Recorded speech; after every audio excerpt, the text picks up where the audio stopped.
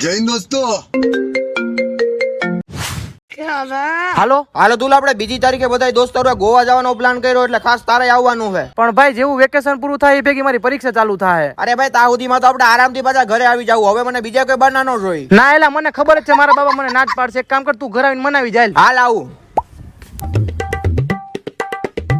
પપ્પા વેકેશન છે તો ગોવા ફરવા જવું છે. હવે તારા બાપાએ કોઈ દી ભવનાથની બાર ટાંગો નાખ્યો. તમારે ગોવા ફરવા જવું છે હાલતી નહોતા. ભણવાની ફી કમાવા માટે વેકેશનમાં કે કામે વળ્યું જવાય સમજો. अच्छा અરે પ્રીતલા તું તો મોટો છો. આ લોકોને રવાડે હું છે તને નથી ખબર પડતી કે આ લોકોને સમજાવાય. અરે ના માસા આ લોકોને જવું તું થાઈલેન્ડ પછી મેં કીધું આપણે સોમનાથ છે દ્વારકા છે એવી જગ્યા ભગવાનની જગ્યા આપણે ફરવા જવાય. તો કે નહીં કે મારે તો જવું કે ગોવા ઇન્ટરનેશનલ પ્લેસ ઉપર ફરવા જવું હતું. સાચું કહું ને માસા તો આણે મને ધુલાય રવેડે ચડાવ્યો તો કે આપણે ગોવા જઈએ. બાકી તમને ખબર છે હું જે ભગવાનનો ભગત માણસ હું ક્યાંય ન જવાય એવી જગ્યાએ.